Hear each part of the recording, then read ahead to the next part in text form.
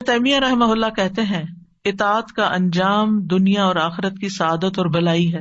وہ کہتے ہیں مخلوقات میں سے سب سے زیادہ خوش نصیب وہ ہے جو اللہ کی عبادت اور اطاعت میں سب سے بڑھ کے ہوتا ہے، سب سے آگے ہوتا ہے. وہ کہتے ہیں کہ بندے کی سعادت یہ ہے کہ اسے جس چیز کا حکم دیا گیا ہے وہ انجام دے اور جس چیز سے منع کیا گیا ہے وہ چھوڑ دے، یعنی اللہ کا بندہ بن جائے. ابن قیم کہتے ہیں اللہ رب العالمین ارحم الراحمین قدرت رکھنے والوں میں سب سے بڑا قدرت رکھنے والا ہے، اور اس کی سعادت صرف اس کی اطاعت سے حاصل ہو سکتی ہے. یعنی اگر آپ چاہتے ہیں کہ تکلیف دور ہو تو اطاعت کے کاموں میں اور زیادہ آگے بڑھیں، پیچھے نہ رہیں. کل ہی میری کسی سے بات ہو رہی تھی تو ریسنٹلی ان پہ کوئی تکلیف آ گئی تو میں نے حال چال پوچھا تو کہنے لگے کہ پتہ ہی نہیں چل رہا کہ رمضان آیا. پریشانی نے ایسا دماغ کو گھما دیا ہے کہ رمضان کی جو روحانیت ہے وہ محسوس ہی نہیں ہو رہی. تو ہوتا یہ ہے کہ ایک آزمائش جب آتی ہے نا تو انسان کے دین کو خطرہ لاحق ہو جاتا ہے، دین میں اور پیچھے چلا جاتا ہے، دین کی روح نکل جاتی ہے. تو اللہ سبحانہ وتعالیٰ ایسی کسی مشکل میں نہ ڈالے کہ جب ہمارا دین کی چولیں ڈھیلی پڑنے لگی. میں نے ان سے کہا کہ آپ یہ دعا پڑھیں. کہنے لگے تو دعائیں بھول گئی ہیں کہ کون سی کس وقت پڑھتے ہیں. یعنی بعض اوقات انسان اتنا پریشان ہوتا ہے کہ اس کو اسی لیے فرمایا کہ والعصر ان الانسان لفی خسر الا الذین آمنوا وعملوا الصالحات وتواصوا بالحق وتواصوا بالصبر. تکلیف کے وقت ایک دوسرے کو حق اور صبر کی ضرورت ہوتی ہے. یعنی جب کوئی شخص کسی پریشانی میں ہو تو اس کو تنہا نہ چھوڑا جائے بلکہ اس کو یاد دہانی کرائی جائے کہ اچھا اب یہ پڑھ لو، اب یہ پڑھ لو، اب یہ کر لو، اب یہ کر لو. پھر اس کے بعد یہ ہے ابن قیم کہتے ہیں کہ اللہ کے وہ احکامات اور اس کا وہ حق جو اس نے اپنے بندوں پر واجب ٹھہرایا ہے اور وہ شرعی احکامات جو اس نے ان کے لیے مشروع کیے ہیں، یہ آنکھوں کی ٹھنڈک ہے، دلوں کی لذت ہے، روح کی نعمتیں ہیں اور اس کی خوشیاں ہیں، اور اسی کے ساتھ روحوں کی سعادت ہے کہ انسان تکلیف کے وقت اور زیادہ اللہ کی عبادت کی طرف متوجہ ہو جائے. پھر ہے اللہ تعالیٰ کا تقوی اختیار کرنا، صرف اللہ سے ڈرنا. وَمَن يَتَّقِ اللَّهَ يَجْعَل لَّهُ مِنْ أَمْرِهِ يُسْرًا. جو اللہ سے ڈرے گا اللہ اس کے لیے اس کے کام میں آسانی پیدا کر دے گا، اللہ تعالیٰ اس کا کام آسان کر دیں گے. اس کا مطلب کیا ہے؟ اس کا مطلب یہ ہے کہ جب اللہ کا تقوی آئے گا نا تو عموماً آپ دیکھیں کہ جو ہمیں تکلیف اور پریشانیاں ہوتی ہیں نا، یا مال کی طرف سے آتی ہیں یا اولاد کی طرف سے آتی ہیں یا باقی انسانوں کی طرف سے، چاہے کوئی بھی انسان ہو، اسپاؤز ہو یا کوئی فرینڈز ہو یا کوئی کلیگز ہو یا پارٹنرز ہو، یعنی کسی کی طرف سے بھی آ جاتی ہے. پھر جب تکلیف آتی ہے نا سب سے پہلے تو اللہ تعالیٰ سے رابطہ کمزور، اس سے بدگمانی ہونے لگتی، میرے اوپر یہ کیوں مسئلہ آ گیا، باقی تو سب لوگ خوش ہیں. اب تقویٰ کیا کہتا ہے کہ نہیں، اللہ کی رضا پہ راضی ہونا ہے، تو انسان فوراً اپنے خیالات جھٹک کے واپس تقویٰ کی طرف لوٹتا ہے. پھر انسانوں کے ساتھ جب معاملہ ہوتا ہے تو انسان ایک دم غصے میں آ جاتا ہے اور برا بھلا کہنا شروع کر دیتا ہے. یعنی انسان کی مرضی کے خلاف جب کوئی چیز ہوتی ہے تو انسان مشتعل ہو جاتا ہے، مشتعل شعلے سے یعنی بھڑک اٹھتا ہے. پھر اس کی زبان پہ قابو نہیں رہتا، پھر اس کے جسچرز پہ قابو نہیں رہتا، یعنی اس کے جو سارے ایکشنز ہوتے ہیں وہ بالکل اللہ کی ناپسند کے ہو جاتے ہیں. اور بعض اوقات انسان ظلم کرنے لگتا ہے. کسی نے آپ کو ایک مارا نا تو آپ کا دل ٹھنڈا نہیں ہوتا جب تک آپ 2 نہ مار لیں. اب آپ نے اگر 2 ماری، ایک تو آپ کا بدلہ ہو گیا اور ایک آپ کے خلاف لکھا گیا. چاہے آپ اس وقت مصیبت میں اور رو رہے ہیں لیکن آپ ظالم ہو گئے اب، اور ظلم جو ہے وہ قیامت کے دن کے اندھیرے ہوں گے. یعنی بعض اوقات کسی نے کوئی ایسی بات کہہ دی، ایک چھوٹی سی بات کہہ دی اور ہم نے اس کو 10 سنا دی، ہم سوچتے ہیں ہم جیت گئے، ہمارا پلہ بھاری ہے. نہیں، آپ ہار گئے ہیں، آپ اللہ کے سامنے خسارے میں چلے گئے ہیں. آپ نے اپنی زبان کھول دی ہے، آپ ذلیل و رسوا ہو جائیں گے، کیونکہ زبان ہی انسان کو عزت کے مقام پہ پہنچاتی ہے اور زبان ہی انسان کو ذلیل و خوار کرتی ہے. اور اس کے نتیجے میں کیا ہوتا ہے، مثلا بزنس میں 2 شریک ہیں یا 2 پارٹنر، 2 کولیگز ہیں. اب اگر ان کی آپس میں کوئی انبن ہوئی ہے اور ایک دوسرے کو ذلیل کیا ہے تو اس میں آپ دیکھیں کہ جتنے ان کے مل کے ترقی کرنے کے چانسز ہے، سارے چانسز ختم ہو گئے. اب وہ جو اکٹھا کام کر رہے تھے وہ الگ ہو گیا، وہ الگ ہوا تو کئی اور مسائل کھڑے ہو گئے. اسی طرح بہت سے لوگ جیسے ہسبینڈ وائف ہوتے ہیں، بہت کیسز میں دیکھا گیا ہے کہ جب غصے میں طلاق تک بات پہنچ گئی. مجھے اتنی حیرت ہوتی ہے، بیچاری خواتین بعض اوقات روتی ہوئی پوچھتی ہیں کہ چھوٹی سی بات تھی تو میرے ہسبینڈ نے یہ بول دیا، اب کیا طلاق ہو گئی ہے؟ یا وہ اگر یہ بھی کہہ دیتے نا کہ میں تمہیں چھوڑ دوں گا تو وہ اس میں بھی پریشان ہوتی ہیں کہ کہیں شاید ہمیں طلاق ہو گئی، کیونکہ ہمارے معاشرے میں جہالت ہے، ان کو پتہ ہی نہیں کہ کس لفظ سے طلاق ہوتی ہے کس سے نہیں ہوتی. اور بعض لوگ پھر صرف گلٹ میں زندگی گزارتے رہتے ہیں، کیا پتا طلاق ہو چکی ہو، کیا پتا یہ ہو چکا ہو، وہ ہو چکا.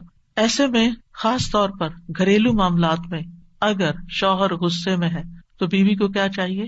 خاموشی اختیار کر لے. جگہ بدل لے، آگے پیچھے ہو جائے، تاکہ جو شیطان نے آگ بھڑکائی ہے وہ ٹھنڈی ہو جائے. اور اسی طرح اگر بیوی غصے میں آ گئی ہے تو شوہر کو چاہیے کہ وہ گھر سے یا تو باہر چلا جائے یا کوئی اور کام شروع کر دے، کیونکہ بعض اوقات سامنے بھی ہوتا ہے تو پھر وہ ایک دوسرے کو بولتے کیوں نہیں بولو، تم بھی لڑو تاکہ اور میدان گرم ہو.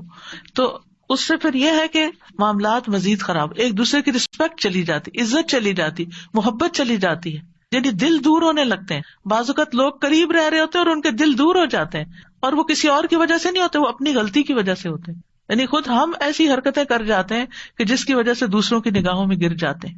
تو اس لیے بہت ضروری ہے کہ اللہ کا تقوی اختیار. صرف اللہ کا تقوی آتا ہے کہ جو بندے کو روک لیتا ہے، اس کی زبان کو روک لیتا ہے، اس کے ہاتھ کو روک لیتا ہے، اس کے کسی غلط ایکشن کو روک لیتا ہے. پھر اللہ تعالیٰ کا فرمان ہے وَمَن يَتَّقِ اللَّهَ يَجْعَل لَّهُ مَخْرَجًا، اور جو اللہ سے ڈرے گا اللہ اس کے لیے تنگی سے نکلنے کا رستہ بنا دے گا. اور یہ بھی تقوی کے ساتھ ہی ہے. ربیع ابن خثیم کہتے ہیں کہ یہ ہر اس کام سے نکلنے کا راستہ جو لوگوں پر تنگ ہو جائے، یعنی بند گلی سے راستہ نکل آئے گا. پھر یہ کہ مشکل حالات میں اللہ پر ہی توکل کرنا چاہیے. سورۃ طلاق میں آتا ہے وَمَن يَتَوَکَّلْ عَلَى اللَّهِ فَهُوَ حَسْبُهُ ان اللہ بالغ امرہ قد جعل اللہ لکل شیء قدرا، اور جو شخص اللہ پر بھروسہ کرے وہ اس کو کافی ہو جاتا ہے. یعنی اللہ پر ڈپینڈ کرے، اللہ سے مدد مانگے، اللہ کی طرف رجوع کرے، اللہ اپنا کام پورا کر کے رہتا ہے. بلا شبہ اللہ نے ہر چیز کا ایک اندازہ مقرر کر رکھا ہے، ایک وقت مقرر ہے اس مشکل سے نکلنے کا. ابن رجب کہتے ہیں مصیبت کے ساتھ راحت اور تنگی کے ساتھ آسانی کے باریک رازوں میں سے ایک راز یہ ہے کہ جب مصیبت شدید اور بڑی ہو جائے تو بندہ مخلوق کی طرف مائل ہونے سے مایوس ہو جاتا ہے، بندوں سے مایوس ہو جاتا ہے، اس کا دل اللہ وحدہ کی طرف متوجہ ہو جاتا ہے. اور یہ اللہ پر بھروسے کی اصل حقیقت ہے، اور یہ ان سب چیزوں سے بڑی چیز ہے جو حاجات سے مطلوب ہے، کیونکہ جو اللہ پر توکل کرتا ہے اللہ اسے کافی ہو جاتا ہے. یعنی پہلے ہمیں لوگوں پہ بڑا مان ہوتا ہے، یہ کام کرے گا، یہ فلاں میرا ساتھ دے گا، فلاں بھی ہے، فلاں بھی، لیکن جب کوئی ساتھ نہیں دیتا تو پھر انسان بندوں سے مایوس ہو کے صرف اللہ کی طرف رجوع کرتا ہے، اللہ کا بن جاتا ہے. اور اللہ تعالیٰ ہم سے چاہتا بھی یہی ہے کہ ہم اس کے بندے بن جائیں، اسی پر بھروسہ کریں، اس کی طرف رجوع کریں، اس کے لیے خالص ہو جائیں، اپنی دعاؤں میں اور زیادہ اخلاص پیدا کر لیں. اور پھر آپ دیکھیں کہ جو اللہ سے حسن ظن رکھتا ہے اللہ سبحانہ وتعالیٰ اس کو مشکل سے نکال دیتا ہے. غار ثور میں جب حضرت ابوبکر پریشان ہو گئے تھے کہ دشمن تو سر پہ آ گئے ہیں، تو نبی صلی اللہ علیہ وسلم نے کیا فرمایا؟ لا تحزن ان اللہ معنا، غم نہ کرو اللہ ہمارے ساتھ ہے. اور یہ کہنے کی دیر تھی فانزل اللہ سکینتہ علیہ، اللہ نے اس پر اپنی سکینت نازل کر دی. وأیدہ بجنود لم تروہا، ایسے لشکروں سے مدد کی جو تم نہیں دیکھ رہے تھے، اور کفار نامراد پلٹ گئے. پھر یہ ہے کہ مشکل میں اپنی تمام حاجات صرف اللہ کے سامنے رکھنی چاہیے. رسول اللہ صلی اللہ علیہ وسلم نے فرمایا جسے انتہائی شدید حاجت آ پڑے اور اس نے اسے لوگوں پر پیش کر دیا تو اس کی حاجت دور نہ ہوگی، اور جس نے اللہ پہ پیش کیا عنقریب اللہ اسے بے پرواہ کر دے گا، یا تو جلد ہی موت آ جائے گی یا جلد غنی ہو جائے گا. پھر یہ کہ اس بات پر پورا یقین رکھنا چاہیے کہ مشکل دور ہوگی انشاءاللہ. حسن ظن، خوش گمانی، سیجعل اللہ بعد عسر یسرا، یہ اللہ ہی کا وعدہ ہے. یعنی سختی کے بعد آسانی، تنگی کے بعد وسعت، اور فقر کے بعد مالداری اللہ تعالیٰ ضرور عطا کرے گا. پھر آپ دیکھیے کہ یہ یقین کہ ہر تنگی کے ساتھ دو آسانی ہے. فَإِنَّ مَعَ الْعُسْرِ يُسْرًا، إِنَّ مَعَ الْعُسْرِ يُسْرًا، یعنی ہر مشکل کے ساتھ آسانی ہے، بے شک اسی مشکل کے ساتھ ایک اور آسانی ہے. یعنی مشکل بیچ میں اور آسانیاں دونوں طرف ہیں. نبی صلی اللہ علیہ وسلم نے فرمایا مدد صبر کے ساتھ ہے، کشادگی تنگی کے ساتھ ہے. بے شک ہر مشکل کے ساتھ ایک آسانی ہے، بے شک اسی مشکل کے ساتھ ایک اور آسانی ہے.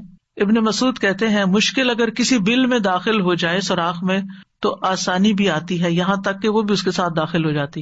یعنی اگر مشکل کہیں گھسی ہے آسانی بھی ساتھ گھس جائے گی. پھر یہ کہ کشادگی آنے تک جتنی دیر یا جتنے دن تنگی ہے انسان زیادہ سے زیادہ اللہ تعالیٰ کی طرف رجوع کرے.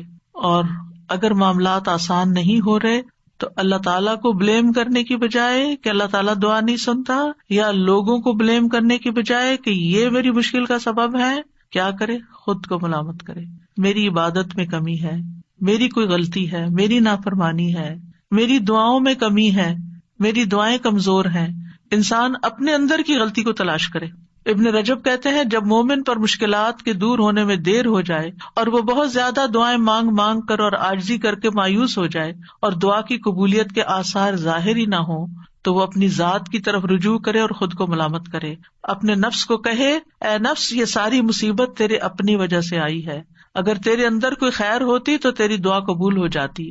اور انسان کا اپنے نفس کو ملامت کرنا، یہ کہنا I was wrong, I am wrong، اللہ کو بہت سے نیک اعمال سے زیادہ محبوب ہے، کیونکہ لا الہ الا انت سبحانک انی کنت من، اللہ تعالیٰ میری غلطی ہے، آپ کا کوئی قصور نہیں، ساری بھلائی تیرے ہاتھ میں ہے.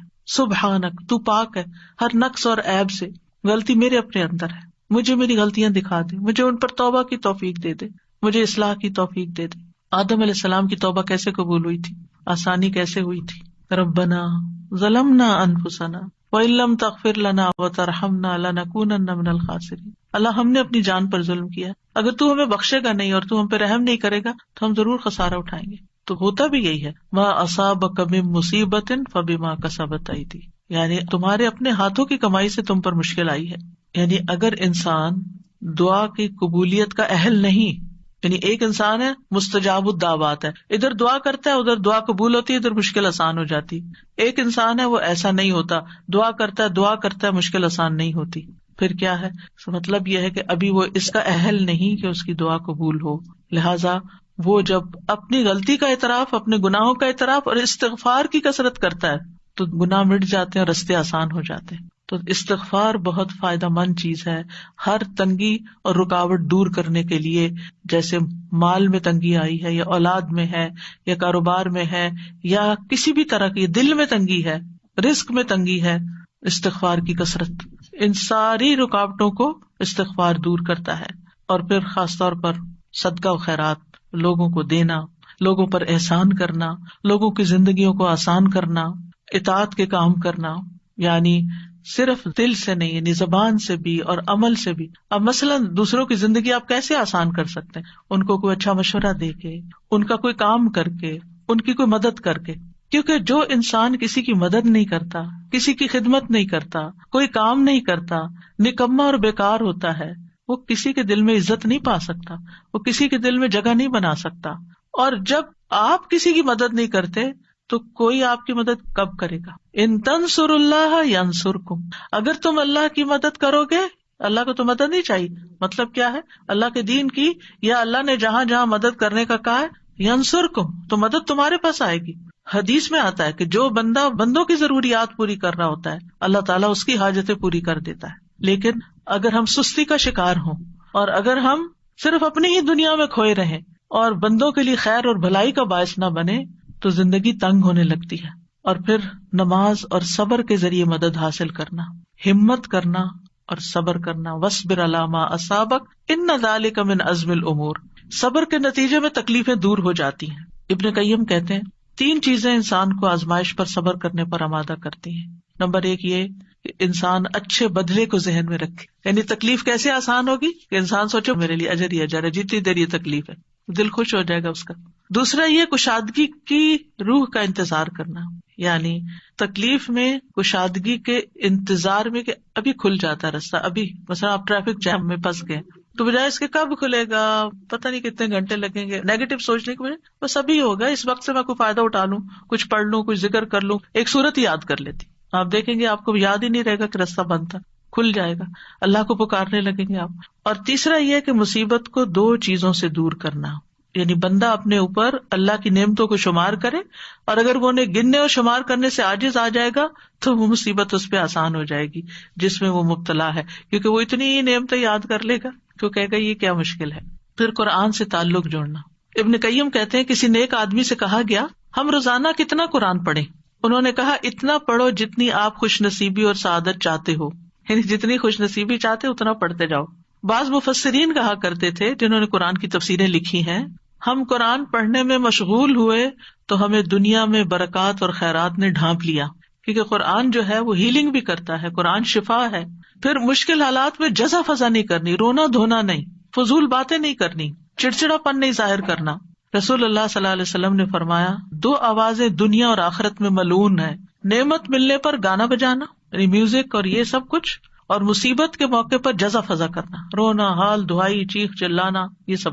پھر آپ دیکھیے کہ بندوں سے شکوہ نہیں کرنا، کیا ہوتا ہے مشکل ہوتی ہے، اس کو سنا کہانی، اس کو سنا، اس کو سنا، اور اس سے کیا ہوتا ہے وہ وقتی طور پہ انسان کو تھوڑے سے کتارسس محسوس ہوتا ہے، دعا میں کمی آ جاتی ہے. جب دل بھرے اور دعا کثرت سے کرے تو وہ زیادہ فائدہ مند ہے.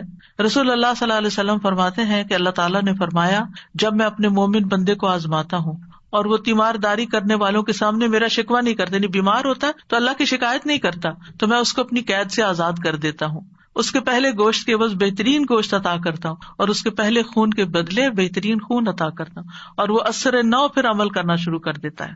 پھر مشکل حالات میں کمزوری نہیں دکھانی چاہیے، کمزور نہیں پڑنا چاہیے مشکل کے آگے، کیونکہ اللہ والے ایسے ہی ہوتے ہیں. وَكَأَيٍّ مِّن نَبِيٍّ قَاتَلَ مَعَهُ رِبِّيُّونَ كَثِيرٌ فَمَا وَهَنُوا لِمَا أَصَابَهُمْ فِي سَبِيلِ اللَّهِ وَمَا ضَعُفُوا وَمَا اسْتَكَانُوا. نہ وہ کمزور پڑے، نہ ہمت ہاری، نہ دبے، اور اللہ صبر کرنے والوں سے محبت کرتا ہے. پھر یہ کہ تکلیف کے وقت بھی نعمتوں پہ نظر رکھ کے ان کا شکر ادا کرتے جانا، یعنی بجائے اس کے کہ تکلیف کا ذکر کرتے رہنا، اس کی بجائے اللہ نے یہ بھی دیا، اللہ نے یہ بچایا، اللہ نے یہ احسان کیا ہے، اس کا زیادہ ذکر کرنا.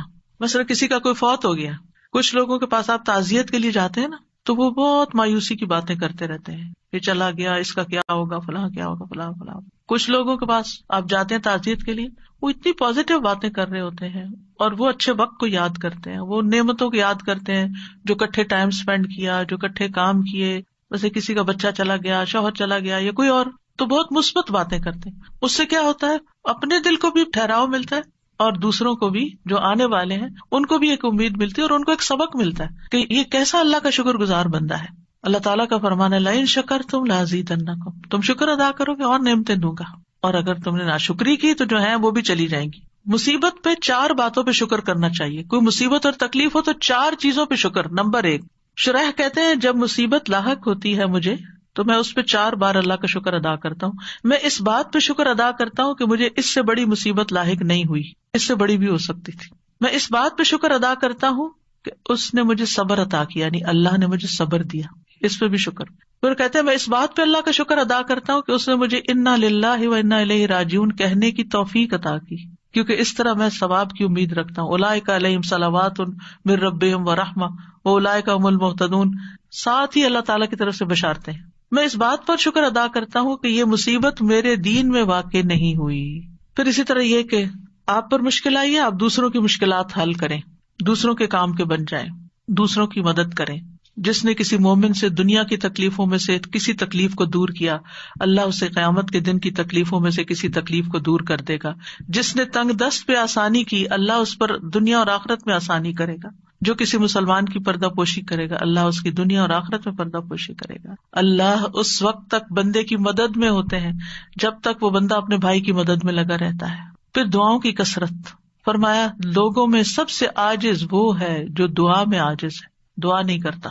اور خوشحالی اور آسودگی میں زیادہ دعائیں کرنی چاہیے، ذکر کی کثرت کر دینی چاہیے، کیونکہ ذکر کی وجہ سے اللہ تعالیٰ مشکل کو آسان کر دیتا ہے، تنگی کو آسانی میں بدل دیتا ہے، مشقتیں کم ہو جاتی ہیں. جب کسی مشکل کام پر اللہ کا نام لیا جاتا ہے تو وہ مشکل آسان ہو جاتی ہے. کسی مشقت پر اللہ کا ذکر کیا جاتا ہے تو مشقت آسان ہو جاتی ہے. کسی سختی پر اللہ کا ذکر کیا جاتا ہے تو وہ زائل ہو جاتی ہے. کسی تکلیف پہ اللہ کا ذکر کیا جاتا ہے تو وہ ختم ہو جاتی ہے. اللہ کا ذکر کرنا غم اور پریشانی دور کرنے کا ذریعہ ہے. ذکر کی کثرت کریں. اللہ تعالیٰ فرماتے ہیں لولا تستغفرون اللہ لعلکم ترحمون. کتنی چھوٹی سی کتنی پیاری آیت ہے. لولا تستغفرون اللہ، تم اللہ سے استغفار کیوں نہیں کرتے؟ لعلکم ترحمون، تاکہ تم پہ رحم کیا جائے. یعنی تم استغفار کرو گے تو تمہاری طرف اللہ کی رحمت آ جائے گی. اور تنگی کیسے پیدا ہوتی ہے؟ انسان کے گناہوں کی وجہ سے، اپنے ہی اعمال کی وجہ سے، یا پھر اللہ کے ذکر سے روگردانی کی وجہ سے. وَمَنْ أَعْرَضَ عَنْ ذِكْرِي فَإِنَّ لَهُ مَعِيشَةً ضَنْكًا. پھر یہ کہ عبادت کے لیے وقت نہ نکالنے کی وجہ سے بس دنیا دنیا دنیا. اللہ تعالیٰ فرماتے ہیں اے ابن آدم، تم اپنے آپ کو میری عبادت کے لیے فارغ کر لو، میں تمہارے دل کو بے نیازی سے بھر دوں گا، میں تمہارا فقر دور کر دوں گا. لیکن اگر تم ایسا نہیں کرو گے تو میں تمہارے دونوں ہاتھوں کو کام میں مشغول کر دوں گا، اس کے باوجود تمہارا فقر دور نہیں کروں گا. جو شخص صرف دنیا کی فکر کرتا ہے اس کے معاملات سلجھنے کی بجائے بگڑنا شروع ہو جاتے ہیں. یعنی اگر آپ سب کچھ چھوڑ کر صرف دنیا سنوارنے کے پیچھے لگ جائیں تو وہ نہیں سنورے گی. جب دل میں ایک فقر اور ایک پریشانی لگ جائے گی تو ڈھیروں چیزیں بھی آپ کے دائیں بائیں ہوں تو آپ کو نظر نہیں آئیں گی. رسول اللہ صلی اللہ علیہ وسلم نے فرمایا جس شخص کا مقصد اور پریشانی غم دنیا ہو اور وہ دنیا کا ہی ہو کر رہ جائے اور وہ اسی کی نیت کرتا ہو تو اللہ اس کی آنکھوں کے سامنے اس کا فقر کر دیتے ہیں اور اس کے معاملات اس پر بکھیر دیتے ہیں، اور اس کو اتنا ہی ملتا ہے جو اس کے لیے لکھ دیا گیا ہے۔ اور جس شخص کا مقصد آخرت ہو اور حرص آخرت ہو، وہی اس کا ہدف ہو جائے، وہ اسی کی نیت کرتا ہو تو اللہ تعالیٰ اس کے دل میں غنا ڈال دیتے ہیں اور اس کے معاملات کو یکجا کر دیتے ہیں۔ اس کو اپنی حاجتوں کے لیے بھاگنا نہیں پڑتا، دنیا اس کے پاس ذلیل ہو کر آتی ہے۔ اور جو شخص دنیا کی فکر کرتا رہتا ہے، بس اللہ تعالیٰ اس سے بے نیاز ہو جاتا ہے۔ رسول اللہ صلی اللہ علیہ وسلم نے فرمایا، جو اپنے غموں کو ایک ہی غم بنا لے، سارے غم جمع کر کے ان کو ایک غم میں ڈال لے اور وہ آخرت کا غم، تو اللہ اس کے دنیا کے غموں سے اسے کفایت کرے گا۔ جب آخرت کا غم لگتا ہے تو پھر انسان آخرت کی تیاری میں لگ جاتا ہے نا، اچھے اچھے کاموں میں لگ جاتا ہے۔ اور جس کو پریشانیاں ادھر ادھر بھٹکا کر لے جائیں، اللہ اس کی پرواہ نہیں کرے گا کہ وہ دنیا کی کس وادی میں ہلاک ہوتا ہے، اللہ کو اس کی کوئی پرواہ نہیں۔ یعنی آپ پریشان ہوئے، آپ نے نماز بھی ٹھیک سے نہیں پڑھی، آپ جو نیکی کے کام کرتے تھے وہ بھی چھوڑ دیے، بندوں کی خدمت مدد وہ بھی چھوڑ دی۔ پنجابی میں ایک لفظ ہوتا ہے ویر کے بیٹھنا، کبھی سنا یہ لفظ ویرنا؟ ایک دو لوگوں کو سمجھ آ گئی میں نے کیا کہا۔ جیسے بچے ہوتے ہیں نا، تو اگر ماں ان کو ڈانٹ دیتی ہے تو وہ ویر کے بیٹھ جاتے ہیں، ان کو پھر وہ کہ کھا لو تو وہ کھاتے نہیں، کہتے سو جاؤ تو وہ سوتے نہیں، ان کو جو کچھ کہے وہ ایک بات نہیں ماننے کو تیار ہوتے۔ اس کیفیت کو کہتے ہیں ویرنا۔ ناراض ہونا ہلکا، روٹ کے اکڑ کے بیزار ہو کے اڑ کے بیٹھ جانا، کوئی بات نہ سننا نہ کچھ کرنا، ضدی ڈھیٹ، یہ سارے لفظ کٹے ہیں اس میں۔ ہمارے گھر میں یہ لفظ استعمال ہوتا تھا جب کوئی بچہ اس طرح کی کیفیت میں نہیں، کسی کو کہا نا جلدی کرو یہ کام، نہیں کرتا، بس پھر بیٹھ کے روٹ کے اٹھے، موڈ آف، بھئی کس بات سے، کوئی پتہ نہیں، کھا لو نہیں کھانا، اسکول جاؤ نہیں جانا، یعنی کوئی بات نہ ماننا۔ تو جب کوئی بندہ یہ رویہ اختیار کر لیتا ہے تو پھر اللہ تعالیٰ اس کی پرواہ چھوڑ دیتا ہے کہ وہ کہاں ہلاک ہوتا ہے، وہ ہو جائے جہاں ہوتا ہے، کیونکہ وہ نہ اللہ کی سنتا نہ بندوں کی سنتا ہے، ایگوئسٹک ہے نا، کہ بس جو میرے دل میں آ گیا میں نے تو وہ کرنا ہے، نہ ماں باپ کی پرواہ، نہ کسی اور کی پرواہ، نہ کسی کی شرم و حیا، نہ کچھ۔ تو پھر ایسی صورت میں اگر کوئی بندہ اللہ سے ناراض ہو کے بیٹھا ہوا ہے یا ایون بندوں سے بھی ناراض ہو کے بیٹھا ہوا ہے، یعنی ناراضگی میں ہمیں کمیونیکیشن بڑھانی چاہیے۔ عام طور پر دیکھا گیا لوگوں کی عادت کیا ہوتی ہے، ناراض ہوئے تو بات ہی نہیں کرنی، سب سے پہلے تو بولنا چھوڑتے ہیں۔ بھائی سمجھ کیسے آئے کہ آپ کو کیا مشکل ہے؟ وہ کہتے ہیں خود ہی بوجھو۔ بھائی کیسے بوجھے؟ ہمیں کوئی غیب کا علم ہے؟ ہمیں نہیں معلوم کہ مزاج شریف پہ کیا چیز ناگوار گزر گئی۔ تو یہ چیزیں کسی اور کو نقصان نہیں دیتی، یقین کریں یہ جو کرتا ہے اسی کو نقصان دیتی۔ اللہ تعالیٰ بھی اس کی پرواہ چھوڑ دیتا ہے، اور بندے بھی ایک دو دن ناز نخرے اٹھاتے ہیں پھر اس کے بعد چھوڑ دیتے ہیں کہ یہ تو اپنی ہی ماننے والا ہے، جب اس کا اپنا موڈ ٹھیک ہوگا تو وہ ٹھیک ہو جائے گا خود ہی، چھوڑو اس کو۔ تو اپنے اس خول سے باہر نکلنا ہے، انا سے باہر نکلنا ہے، اپنی غلطی ڈھونڈنی ہے۔ اس طرح کی جو کیفیات نا اصل میں شیطان کی طرف سے آتی ہے، اور شیطان انسان کا سب سے بڑا دشمن ہے۔ وَأَمَّا مَن بَخِلَ وَاسْتَغْنَىٰ، یہ اس کی تفسیر ہے۔ وَكَذَّبَ بِالْحُسْنَىٰ، نیکی کی بات، کوئی مشورہ، کوئی نصیحت سب جھٹلا دی۔ فَسَنُيَسِّرُهُ لِلْعُسْرَىٰ، ہم اس کے لیے اور مشکل پیدا کریں گے۔ تو ہمیں آخر میں دعائیں بھی مانگنی چاہیے۔ کون سی دعائیں فائدہ دیتی ہیں؟ ایک تو یہ ہے سورۃ کہف والی جو میں نے سب سے پہلے بتائی، ربنا آتنا من لدنک رحمتا وہیئ لنا من امرنا رشدا۔ پھر اس کے بعد رب اشرح لی صدری ویسر لی امری۔ خاص طور پر جب کوئی کام مشکل ہو جائے نا تو یہ دعا پڑھ کے ویسر لی امری ویسر لی امری ویسر لی امری، تکرار کے ساتھ، اصرار کے ساتھ اپنا وہ معاملہ سامنے رکھ کے اللہ میرا یہ کام آسان کر دے۔ اور شرح صدر کیا ہوتا ہے؟ اے اللہ میرے سینے کو نور سے بھر دے، ایمان سے بھر دے، حکمت سے بھر دے، کیونکہ مشکل وقت میں ان سب چیزوں کی بڑی ضرورت ہوتی ہے۔ ایمان سے ہی مقابلہ کیا جا سکتا ہے مشکلات کا، ایمان ہوتا ہے تو تکلیفیں بھی برداشت ہو جاتی ہے، صبر بھی آ جاتا ہے۔ اور پھر یہ کہ میرا وہ کام، وہ راستہ میرے لیے آسان کر دے کہ جس سے میں چل کے تیری طرف آ جاؤں، تیرا بن جاؤں، اور اس راستے کی جو سختیاں اور مشکلات ہیں وہ میرے لیے آسان کر دے۔ پھر لا الہ الا انت سبحانک انی کنت من الظالمین۔ رسول اللہ صلی اللہ علیہ وسلم نے فرمایا، کیا میں تمہیں ایسی چیز نہ بتاؤں کہ جب تم میں سے کسی آدمی کو رنج و الم اور دنیا کی آزمائشوں میں سے کوئی آزمائش آئے تو وہ اس دعا کو پڑھے تو اس کی تکلیف دور ہو جائے گی۔ تو آپ سے کہا گیا کیوں نہیں؟ آپ نے فرمایا وہ مچھلی والے کی دعا ہے، لا الہ الا انت سبحانک انی کنت من الظالمین۔ اللہ غلطی میری اپنی ہے، میرا قصور ہے، تو مجھے معاف کر دے اور اس مشکل کو آسان کر دے۔ اللہ اللہ ربی لا اشرک بہ شیئا، شرک سے بیزاری اور برات کا اعلان۔ رسول اللہ صلی اللہ علیہ وسلم نے فرمایا، جس کو کوئی پریشانی یا غم یا بیماری یا سختی لاحق ہو، پریشانی، غم، بیماری، سختی، اور وہ یوں پڑھے اللہ ربی لا شریک لہ، ایک یہ ورژن ہے اللہ ربی لا شریک لہ، اور ایک ہے اللہ اللہ ربی لا اشرک بہ شیئا، تو وہ تکلیف اس سے دور کر دی جائے گی۔ پھر دعا ہے اللہم لا سہل الا ما جعلتہ سہلا وانت تجعل الحزن سہلا اذا شئت، اے اللہ کوئی کام آسان نہیں مگر جسے تو آسان کر دے، اور جب تو چاہتا ہے مشکل کو آسان کر دیتا ہے۔ اللہ کے لیے تو کچھ مشکل نہیں، مشکل ہمارے لیے، تو اللہ تعالیٰ آپ اس مشکل کو آسان کر دیں، یعنی آپ اس سختی کو نرمی میں بدلیں گے، آسانی کر دیں گے تو ہی آسانی ہو۔ یہ دعا حزن اور حزن دونوں طرف سے پڑھی جاتی، حزن غم کو کہتے ہیں اور حزن سختی کو کہتے ہیں۔